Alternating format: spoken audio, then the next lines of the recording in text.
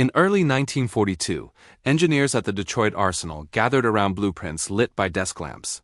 Outside, winter storms howled. Inside, pencils scraped across paper. The war was consuming machines faster than they could be built. America needed a new design, strong enough to fight, yet simple enough to mass produce. The M4 Sherman began not in battle, but in the quiet hum of drafting rooms where precision meant survival. By 1943, the factory floor thundered with life. Sparks burst from welding torches as rows of Sherman tanks moved past workers in oil-stained coveralls. Hammers, engines, voices all merged into a single rhythm. Every shift was a race against time. The posters read, "Our boys need tanks." Sleep was rare, mistakes costly. From dawn till midnight, steel became armor, and sweat turned into victory. What began as blueprints had become a living river of machines, the heartbeat of a nation at war. Fatigue lived in the room, coffee gone cold, ash in trays, jackets over chairs. Posters on the wall urged, "Our boys need tanks." The engineers were not heroes in uniforms, but they felt the war pressing through the windows. When the first clean elevation of the Sherman lay finished, no one applauded. A foreman simply signed, stamped the date, and carried it to production. The men exhaled, then reached for fresh sheets. The battle would continue with rulers, margins, and stubborn resolve. Before production began, every prototype faced trials. At Aberdeen Proving Ground, the first Shermans rattled across muddy fields as armor rang under bursts of fire. Engineers watched from bunkers, marking dents and fractures. The tank shook, groaned, survived. In the cold wind, men argued over gear ratios, track tension, visibility. Each flaw fixed here meant fewer deaths overseas. When the smoke cleared, the verdict was simple. The design held. The Sherman was ready to enter history. Approval came quietly, with a rubber stamp and a handshake. The blueprint that began in silence was now in order. Within days, copies spread nationwide to mills, engine plants, foundries, rail yards. The U.S. had committed to thousands of Shermans. No ceremony, only the hiss of steam and the rumble of machines. For the engineers, the war had changed shape. Their battlefield was production, their weapon was time. Each minute counted, each drawing a soldier's shield. By 1943, the assembly halls thundered like cathedrals of iron. Dozens of half-built Shermans rolled on rail tracks, guided by men in grease-stained overalls. Sparks burst from welding torches, cranes swung engines into open hulls. Above, sunlight filtered through dusty windows, turning smoke to silver haze. Every motion had purpose. A bolt tightened, a plate aligned, a life protected. The line never stopped. What began as blueprints was now a river of steel flowing to the front. The workers were farmers, students, mothers, ordinary people forged into a single rhythm. They spoke little, only gestures and nods between hammer strikes. Each shift blurred into the next. Days measured by whistles, not clocks. Pay was modest, pride enormous. Their fingerprints covered every inch of armor. Somewhere across the ocean, soldiers waited for these machines. In that knowledge lay the strength to endure exhaustion, heat, and endless noise. Engines roared for the first time on the testing floor, coughing smoke and promise. Mechanics listened through stethoscopes pressed to metal, tuning valves by instinct. When a Sherman finally rolled off the line, applause echoed through the hangar. Not celebration, relief. Another tank ready, another chance for someone's son to come home. Outside, freight trains waited, steam rising like breath from a giant. America's heart was beating in pistons and gears. Supervisors paced catwalks, counting numbers in notebooks. Quotas climbed weekly, 50 tanks, then 80, then 100. Mistakes were corrected on the move, no stoppage allowed. "Keep it rolling," the foreman shouted, and the line obeyed. Music from a radio drifted above the noise swing melodies drowned by grinders and drills. Even fatigue became mechanical, predictable, conquered by routine. In that rhythm lived determination, steady as the turning of the gears. When the night shift ended, workers stepped outside coated in dust and pride. Behind them, rows of Shermans waited under dim lights, gleaming with fresh paint and white stars. The tanks seemed alive, breathing in the mist of dawn. For the people who built them, this was their front line, the defense of freedom measured in sweat, not medals. As whistles called the next shift, the doors opened again. The war rolled forward, one tank at a time. Inside the welding bay, daylight vanished behind curtains of smoke. Sparks fell like orange rain as 3 men leaned over the Sherman's thick armor plate. The noise was a steady roar, metal fusing with metal, heartbeat to heartbeat. Their masks glowed blue from the arc, faces unseen, only the rhythm of motion visible. Each seam sealed was a silent oath. This tank will hold. The air reeked of ozone and sweat. War had turned craft into survival and skill into duty. Every strike of the torch had to be perfect. A single weak weld could mean death on another continent. Supervisors inspected every joint with mirrors and gauges, marking flaws in chalk. The welders worked in teams, trusting each other completely. Their world was measured in inches, heat, and pressure. They didn't see soldiers, only the armor that would shield them. In that precision lived faith, not in glory, but in doing the job right. Hours blended into one another under the glare of molten steel. The men shared no words, only gestures, a nod to start, a hand raised to stop. Burned gloves, torn sleeves, and blackened boots told their stories better than speech. When one grew faint, another took his place without hesitation. The Shermans on the line became a reflection of that unity. Thousands of parts, all welded into one purpose. Strength through brotherhood, forged in fire. The plant's echoes were the sound of war rehearsed. The hiss of gas, the clank of cranes, the distant hammering of armor. Each noise was practice for the thunder that would soon shake Europe. Yet here it was controlled, disciplined, productive. Between shifts, men wiped soot from their faces, drank water from tin cups, and returned to the sparks. They were not soldiers, yet they carried the same fatigue, the same resolve to finish what they'd begun. By midnight, the final weld cooled beneath a film of smoke. The armor plate now bore the scars of fire but stood whole and unbroken. Inspectors tapped the seams with hammers solid. Around the bay, finished hulls waited like sleeping giants. The welders removed their masks, faces pale in the dim light. One ran a hand along the steel, whispering without sound. Tomorrow, this armor would move, breathe, and protect. Tonight, it simply existed, strong, ready, and real. The roar of production faded to a hum. Beneath rows of hanging lamps, a completed Sherman waited for its first inspection.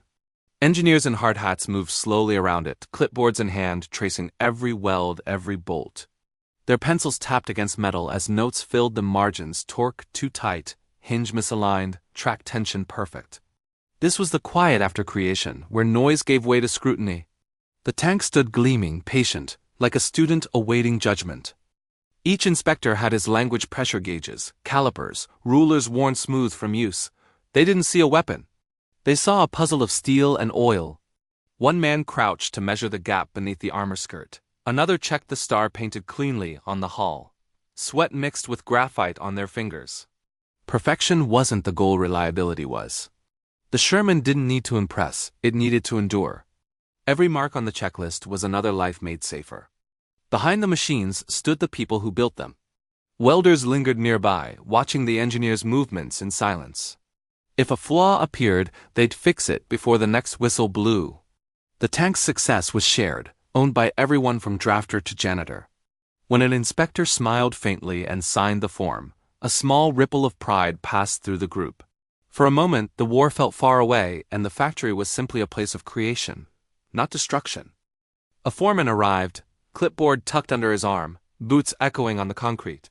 He ran his hand across the tank's surface, eyes narrowing at the weld seams, then nodded once. Send it through. No speeches, no applause, just a few men exchanging glances. The first Sherman of the shift rolled forward under its own power, tracks clattering softly against the floor. The echo faded down the line, replaced by another engine coming to life. Progress had no pause. The engineers gathered by the doorway as the tank disappeared into the light beyond the factory. Exhaust hung in the air, thick with oil and hope. On their clipboards, each name and signature became a quiet promise. The machine was ready. Outside, trains waited, their flat cars lined with armor destined for distant shores. For these men, the job was done, but the story of the Sherman was only beginning. Another project awaited, another tank to perfect. Midnight at the factory. The last whistle had blown, yet the work continued. Floodlights bathed the yard in pale white. cutting through smoke and dust. The air vibrated with the rumble of engines warming to life. One by one, Shermans rolled from the shadows, their armor glinting beneath the lamps. Workers stood by the doors, hands in pockets, watching the machines they'd built come alive. The clang of treads on concrete echoed like a slow heartbeat, the sound of departure. Men moved like ghosts between beams of light, their shadows stretching across the walls. Cigarettes glowed briefly, then vanished. Orders were few, gestures enough. Each driver eased his tank forward with the care of someone guiding a living thing. Steam hissed from vents, mixing with cold night air. The smell of oil and exhaust hung heavy, familiar. There was pride, but also something quieter, a sense of farewell, as if each tank carried a piece of its maker into the dark. At the far end of the yard, the great doors groaned apart. Beyond them lay the loading tracks and the road to the coast. A security lamp swung slowly in the wind, catching the white stars on the hulls. For a moment the tanks stood still, engines idling. Then a signal came, a single horn blast, and they began to move. Dust rose behind them, swirling in the light. To anyone watching, it looked less like machinery leaving than destiny setting out. When the last Sherman passed through the gate, silence settled again. The floodlights dimmed, leaving only the hum of distant generators. Workers drifted back inside, their faces streaked with soot and exhaustion. The yard was empty, save for tire marks and the smell of burnt rubber. Somewhere, a radio played faint swing music from a forgotten corner. The night belonged to the machines now, their journey just beginning while the makers finally rested. On the road beyond the factory, the convoy stretched into darkness. Headlights pierced the fog, engines growled in rhythm. No one spoke. Each driver knew this moment would soon fade into history, but for now it was theirs, the crossing between creation and war. Behind them, the factory lights flickered once more and went out. Ahead, only the long road waited, lit by stars and purpose. The Shermans moved forward, heavy, patient, unstoppable. The sun rose over the factory, pale through a haze of smoke. The ground trembled as engines roared to life once more. A line of Shermans stretched along the wall, steel giants waiting for orders. Workers shielded their eyes from the glare, watching the machines they'd built begin their journey. Dust swirled around their boots, settling on overalls and clipboards. Above them, chimneys exhaled dark clouds, proof that the war machine never slept. From the catwalks, foremen watched the convoy form. Each tank carried the same markings, white stars, clean lines, fresh paint. Beyond the fences, the horizon shimmered with heat and exhaust. Somewhere a whistle blew, echoing across the yard. The tanks moved forward in pairs, treads grinding against gravel. Their motion was slow, deliberate, like beasts waking at dawn. The rhythm of industry replaced the silence of night. America's steel heart kept beating, steady and loud. Along the road, workers stood shoulder to shoulder, silent as the column passed. Some raised their hands in quiet salute, others simply watched. The tanks rumbled by, close enough to feel the heat from their engines. Dust clung to faces, mixing with sweat and pride. No one cheered. They just nodded, acknowledging that their labor was leaving, that what they'd built was now something greater than themselves. The sound faded, but its weight stayed behind. The air thickened with smoke from chimneys and exhaust pipes. Overhead, gulls circled lazily in the industrial haze. A mechanic wiped grease from his hands, eyes following the column disappearing down the road. For him, the factory was a second home, and every tank felt like family departing. He turned back toward the open bays, where new hulls waited on tracks. The work never ended, the line never rested. For every Sherman leaving, another was already being born. From a distance, the factory wall seemed to stretch forever, mirroring the column itself, tank after tank, identical yet vital. Sunlight glinted off armor plates, briefly turning steel into silver. The road ahead disappeared into the horizon, but the line kept moving. To the men who watched, it looked endless, unstoppable. This was America in motion. Production turned into power, labor into defense. The Shermans rolled on, their tracks carving history into the dust. The factory gates opened once more, this time for the heavy haulers. Massive trailers backed into position, engines growling under strain. One by one, Shermans climbed the ramps, treads clanking against steel. Chains tightened, hooks locked, drivers checked their loads twice. The air smelled of diesel and hot metal. No speeches, no flags, just quiet efficiency. These machines had miles to travel before they reached the sea, and the road to war began here, on American asphalt. By sunrise, the convoy stretched across the highway. Dozens of flatbeds moved as one, headlights slicing through the morning mist. Along the roadside, farmers paused their work to watch in silence. The sight was both ordinary and immense steel giants carried by wheels instead of treads. A military police jeep led the line, horn short and sharp. Behind it, engines hummed in perfect rhythm, an industrial orchestra on its way to the ocean. Miles rolled beneath them, bridges, fields, and towns flashing by. Road signs pointed east toward the coast, names familiar only to truckers and soldiers. Children waved from porches. Mechanics saluted from garages. To the drivers, this wasn't a parade.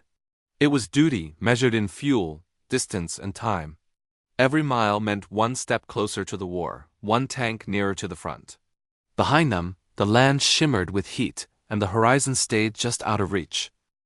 Each driver felt the mass behind him, 30 tons of armor bound by chains.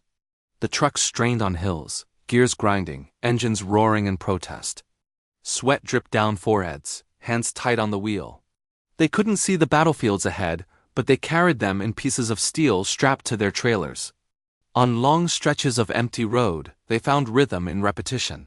The hum of tires, the vibration through the seat, the endless promise of motion. By evening, the smell of salt reached the air. The highway widened, revealing cranes, warehouses, and the silhouettes of ships beyond. The convoy slowed, engines idling, drivers blinking through fatigue. They had crossed the heart of a continent to reach the ocean. Ahead waited the docks, the cranes, and the next chapter of the journey. The Shermans gleamed under the fading light, their white stars barely visible through the dust, a fleet of armor ready to cross the world. The convoy rolled into the port beneath a sky heavy with fog. Cranes loomed like iron giants above the waterfront, their hooks swaying in the wind. Men in navy helmets waved signal flags, guiding the trailers into position. The smell of salt, oil, and diesel filled the air. Somewhere in the distance, a ship's horn echoed. The Shermans had reached the edge of America. From here, the next road would be water. The ocean waited, vast and indifferent. Chains clattered as riggers secured the lifting slings. The crane's motor whined, gears straining under the weight. Slowly, a Sherman rose from the trailer, its tracks dangling, dripping with mud from the journey. Workers watched from below, hands on hard hats, cigarettes glowing in the dark. The tank hummed suspended against the pale sky, 3 decades of engineering lifted by steel cables and sweat. The port fell silent, all eyes fixed on that floating shadow of war. The ship's deck creaked as the first Sherman touched down, metal on metal. Crewmen rushed to unhook the lines, guiding the tank into place with hand signals and short shouts. Boots clanged against the planks, the air alive with echo. White stars gleamed faintly on the hulls, symbols of a promise that stretched across oceans. Below deck, more space-weighted rows marked in chalk, ready for the next load. Each tank lowered was another heartbeat closer to Europe. The cranes kept moving long after sunset. Floodlights bathed the pier in harsh white, turning the workers into silhouettes against the sea. Coffee cups sat untouched on crates. The rhythm of labor drowned out fatigue. One by one, the tanks disappeared below deck, their numbers checked, stamped, recorded. The harbor wind carried salt and soot, blurring faces into shapes. For the men on the dock, the night was just another shift. For the world, it was momentum. Just before dawn, the final Sherman rose above the pier, cables groaning under its weight. The foreman raised his hand, signaling the last hoist. When the tank settled onto the ship, a cheer broke the silence brief, exhausted, real. The captain gave a single nod. The cranes powered down, the lights dimmed, and the dock exhaled. Behind them, America's armor slept in the hold, ready for the voyage ahead. The sea was calm, but history was already stirring beneath it. Gray waves rolled beneath a sky the color of steel. Dozens of transport ships stretched to the horizon, each carrying armor beneath tarps and salt. The ocean hissed against their hulls, steady, endless. Shermans stood chained to the decks, their white stars dulled by mist. Escort destroyers cut wide arcs on the flanks, radar masts turning like watchful eyes. The convoy moved at 10 knots, slow, cautious, silent. Every creak of metal was another reminder. Land was weeks away. Days blurred into one another, fog, salt, the smell of oil and soup from the galley. Sailors cleaned decks slick with seawater, tightening chains around the sleeping tanks. Below deck, mechanics checked engines, torches flickering in the dark. On the bridge, officers watched the horizon for shapes that didn't belong. Letters from home passed hand to hand, read and reread until the ink wore thin. Time stretched in the endless gray, where fear became routine and courage became quiet. By the fifth day, the Atlantic turned violent. Waves slammed against the hulls, scattering spray across the decks. The Shermans groaned under the strain, chains biting into steel. Men shouted over the wind, securing tarps and cargo. A tank shifted, nearly breaking loose before a crewman hooked it fast again. The sea swallowed sound and light alike. Only the ship's horn broke through the roar. When dawn came, it found men asleep where they'd fallen, exhausted, soaked, unbroken. Nights were darker than ink. Only faint red lamps marked the decks, hidden from enemy eyes. Somewhere out there, submarines waited. Sonar pings echoed through the hull, steady and low. Crewmen smoked in silence, listening to the sea breathe. The tanks below them were motionless, yet somehow alive, steel lungs waiting to exhale on another shore. In the dark, no one spoke of fear. They simply stood their posts, trusting the convoy, the ocean, and fate. After weeks at sea, a thin gray line appeared on the horizon. The cry went out, "Land ahead," and every man who heard it smiled without sound. The convoy slowed as gulls circled above, their calls cutting through the mist. The Shermans, still chained, gleamed faintly in the morning light. Behind them, the Atlantic rolled on, carrying its secrets. Ahead lay a world waiting for liberation. The voyage was ending, but the mission had only begun. The ramp dropped with a crash and salt water surged across the deck. The first Sherman rolled forward, treads clanking against steel and sand. Around it, soldiers crouched low, rifles held tight, waves breaking against their boots. The air was thick with smoke, salt, and the distant echo of gunfire. Each movement felt slow, deliberate, as if time itself had to push them ashore. For the men inside the tank, there was no thought of glory, only the mission to keep moving. Engines growled as more Shermans followed, forming a chain from ship to beach.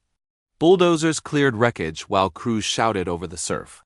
Supplies piled up, fuel drums, crates, spare treads, all dropped by cranes still swinging from the ships. The tanks fanned out, forming a moving wall of steel between the sea and the soldiers. On the sand, mechanics worked with bare hands, tightening bolts as shells whistled somewhere inland. War had become logistics, and logistics never stopped. The beach was chaos made efficient. Officers marked coordinates on maps spread across tank hulls. Medics ran between cover, carrying stretchers through puddles of oil and seawater. Nearby, a Sherman idled, its turret turning toward the cliffs. Soldiers rested in its shadow, faces blank, uniforms soaked. Machine and man shared the same exhaustion. The tank's engine coughed once, twice, then steadied a heartbeat syncing with theirs. Together, they moved forward into the unknown. Behind the front, the rhythm of logistics ruled. Trucks unloaded fuel, cranes lifted more Shermans onto floating docks. Engineers laid down temporary roads of steel mats, turning sand into pathways for armor. Every meter gained meant another step for the army, another breath for the war effort. The men working the docks had no rifles, yet their labor was as dangerous as any battle. Each crate, each bolt, carried the same weight: survival. By dusk, the tide had swallowed the tracks of morning. Wrecked vehicles lay half buried in sand, their work done. The beach was quieter now, just engines humming and gulls circling overhead. The Shermans stood lined along the shore, their white stars faint beneath grime and salt. Soldiers leaned against them, eating in silence. The invasion had succeeded, but no one celebrated. Tomorrow, the tanks would roll inland. Tonight, they rested beside the sea that brought them here. On a ridge above the valley, German officers watched through binoculars. Below, a column of Shermans crawled along a dusty road, sunlight flashing from their armor. The wind carried the distant rumble of engines. One officer scribbled notes on a map, another adjusted his field glasses. No words were spoken. The machines moved with a confidence that unsettled even the veterans. Through the haze, the future of the war seemed to take shape, slow, heavy, unstoppable. Inside a makeshift command post, the officers gathered around a map spread across a crate. Pencils traced lines toward the coast, estimating speed, range, and supply. They spoke quietly, voices clipped and sharp. The Shermans were not perfect, but there were so many of them. A colonel tapped the paper with a gloved finger. "Quantity has a quality of its own," he muttered. No one disagreed. Outside, the sound of artillery rolled across the hills like distant thunder.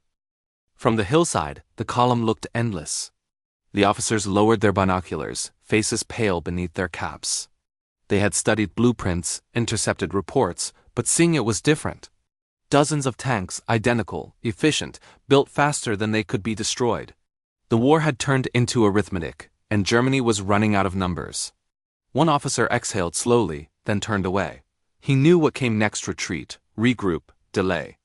The rest stared on, silent before inevitability. One younger officer lingered at the edge of the post, binoculars still raised. He watched the lead Sherman cross a bridge, its white star faint in the dust. For a moment, he wasn't thinking of strategy, only of the men inside, faces he would never see, enemies as human as himself. The tank vanished into the tree line. He lowered the glasses and said nothing. Around him, engines started, orders were shouted. The war rolled on, indifferent. As dusk fell, the horizon blurred with smoke. The Shermans disappeared into the forest, leaving only echoes behind. The officers packed their maps, folding defeat into neat rectangles. No one spoke as they climbed into their staff car. Behind them, the valley was empty, yet the ground still trembled. In the fading light, one of them looked back and whispered, "It never stops." The engine started, gears shifted, and the silhouettes faded into the night. The morning was gray, the kind of silence that pressed against the chest. A Sherman crouched behind the ruins of a farmhouse, its crew whispering through static-filled radios. Across the open field, a shadow moved, a German tank, distant, patient, unseen but felt. The gunner adjusted his scope, sweat tracing lines through dust on his face. Orders crackled. Hold position. The world seemed to shrink to one trigger, one breath, one decision between survival and smoke. The first shot came from the tree line, a streak of light slicing through mist. It hit the ground short, throwing dirt across the Sherman's hull. "Traverse right," the commander barked. The gun swung, the barrel finding its mark. The roar that followed shook the air, casing clattering inside the turret. Both tanks fired again, neither hitting clean. The distance closed with every second. Metal screamed, earth burned, and for a heartbeat, the world existed only in flashes of flame and fear. The farmhouse caught fire, timbers collapsing in waves of sparks. The Sherman backed through debris, treads grinding over stone. Inside, the loader's hands bled from shrapnel cuts, but he kept working, wordless. Each shell loaded was a plea for time. The radio hissed with broken voices, other crews, other fights.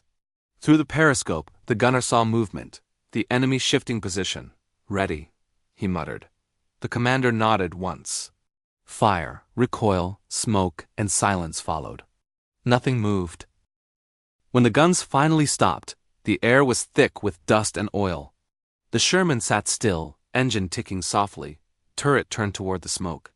The Tiger was gone somewhere ahead, burning or maybe just hidden, it didn't matter.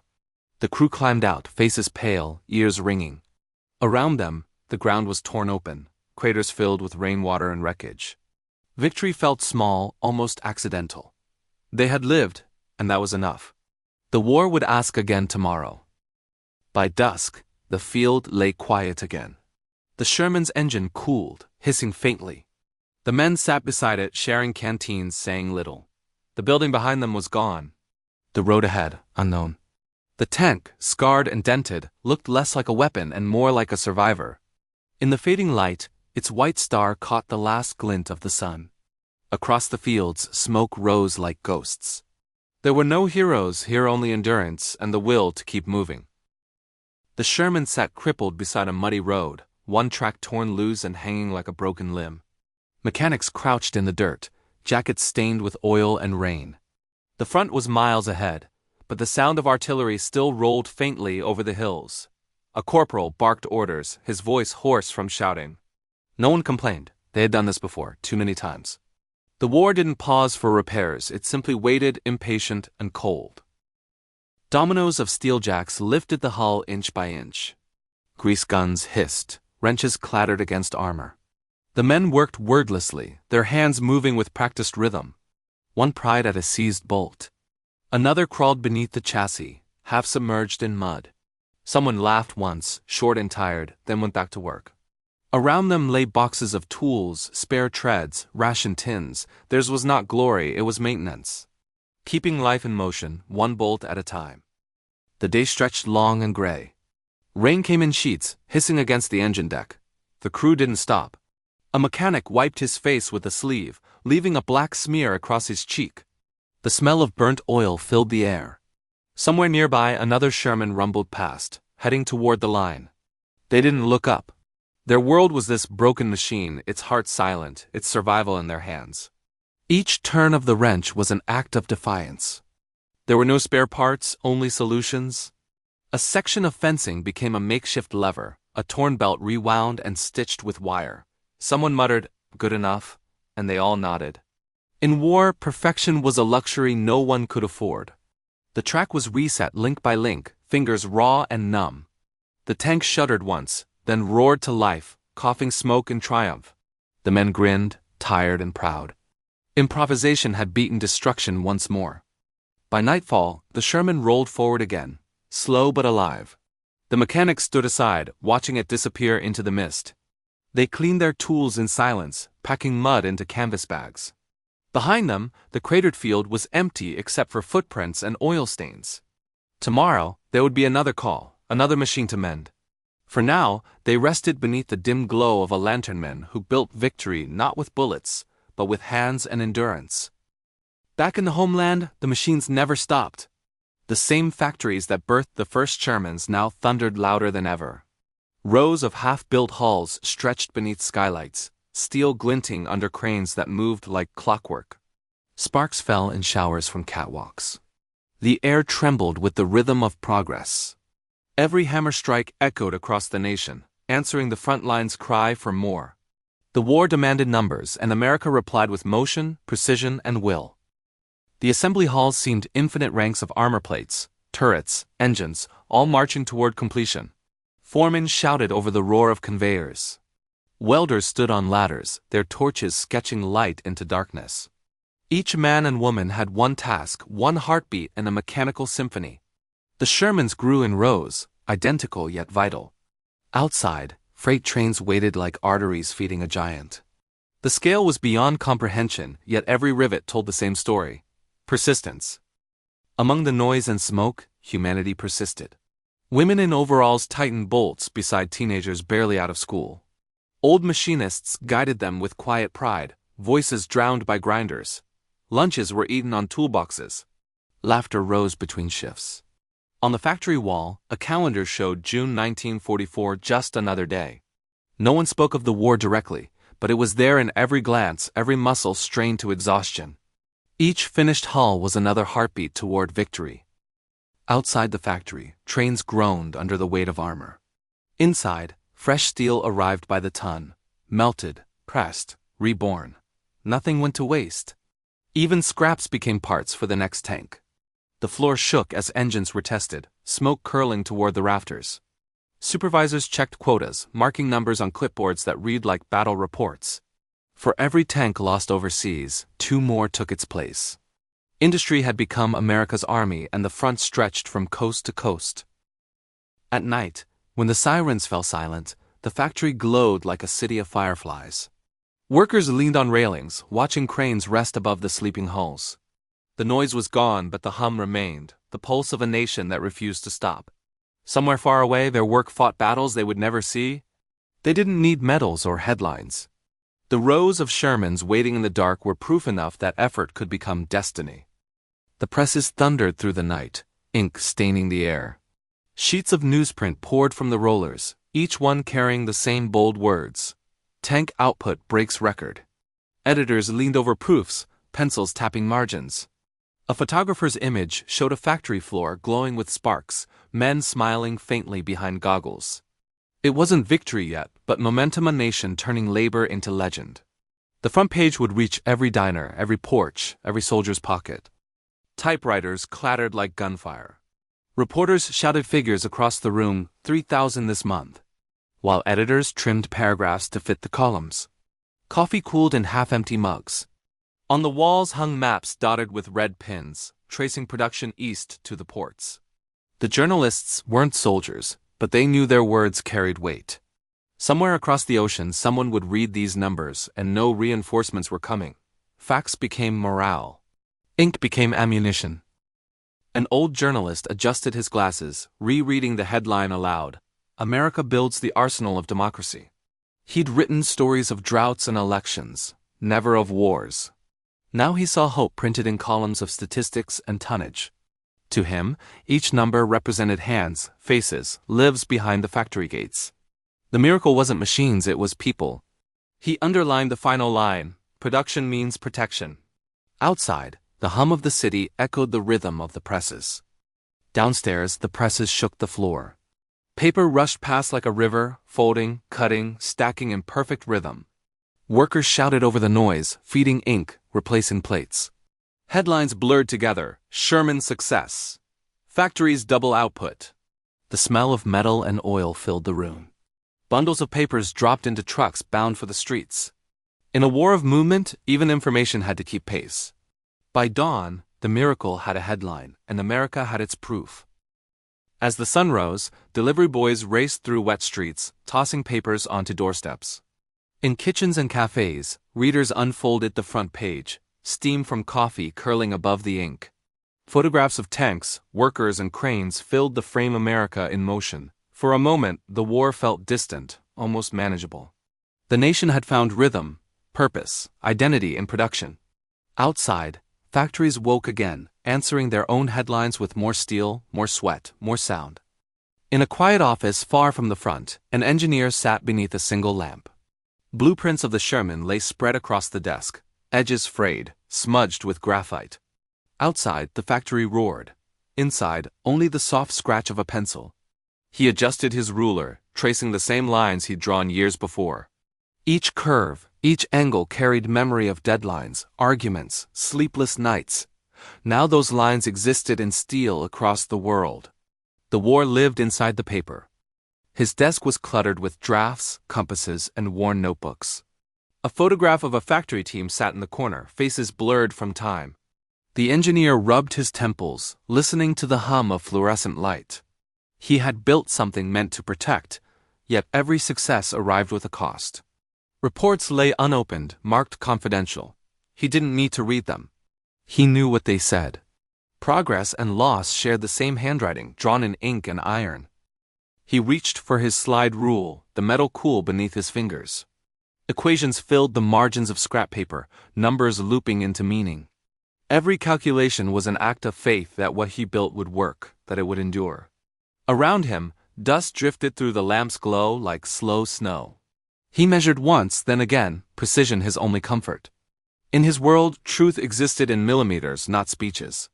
The blueprint was both armor and confession. The window beside him showed only darkness and his own reflection. Behind that glass, somewhere the tanks moved the same shapes he had drawn, now alive under fire. He wondered if the men inside ever thought of who made them. Probably not. They had their own work, as he had his. He smiled faintly, half in pride, half in grief. The war had made everyone part of a single design, some to build, some to endure it. The lamp flickered once, then steadied. He rolled up the blueprint and tied it with a string, the gesture precise, ritualistic. Tomorrow would bring another design, another demand. But for now there was stillness. The engineer leaned back, the hum of distant machinery fading into memory. On the desk, a faint ring of light rested where the paper had been, a circle of quiet purpose in a world that had forgotten silence. The work, like the war, continued. The Shermans rolled through a city of silence. Rubble lined the streets, windows shattered, air heavy with dust. From the shadows of doorways, civilians watched, faces pale, eyes wide. A woman clutched a child, unsure whether to wave or hide. The tanks moved slowly, treads grinding over fallen bricks. No one spoke. The sound of engines filled the void where words once lived. Liberation didn't arrive with celebration. It came in the shape of steel and the promise of survival. A boy darted from an alley, barefoot, holding a wilted flower. He stopped beside a passing Sherman and placed it on the hull. The crew saw but said nothing. One nodded before the tank rumbled on. Behind them, laughter burst for the first time in months, soft, uncertain, real. Flags appeared in broken windows, torn but raised. Hope, fragile as glass, began to return. The city breathed again, not in peace, but in the pause between battles. The column turned down a boulevard where statues lay shattered and balconies hung like broken ribs. Soldiers leaned from the hatches, scanning the rooftops. The smell of smoke and stone filled their lungs. A church bell rang somewhere, cracked but still standing. The tanks passed beneath it, their white stars ghostly in the dust.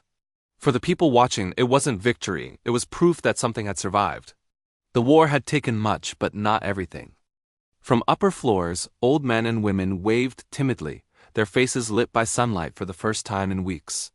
One soldier removed his helmet, raising it in silent reply.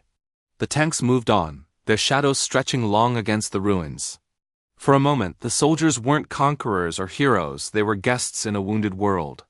The roar of engines softened into distance, leaving behind whispers and the sound of rebuilding already beginning.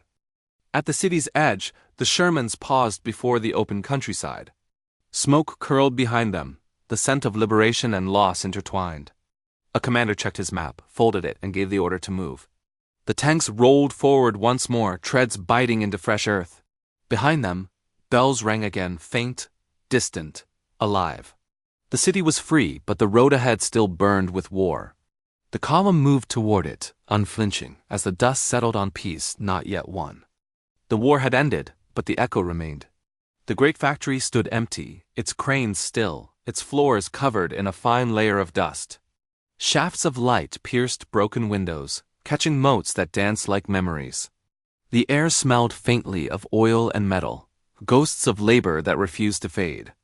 Rows of empty workbenches stretched into the distance, where once sparks had flown and voices shouted over machines. Now there was only silence, heavy and sacred. In the quiet halls, old posters still clung to the walls. "Keep 'em rolling," faded and curling at the edges. A discarded helmet sat on a shelf, next to a rusted wrench. Someone had left a coffee cup beside a machine that hadn't moved in months.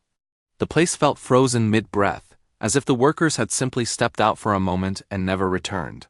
The victory outside was loud, but here it whispered, a reminder that peace too had its cost.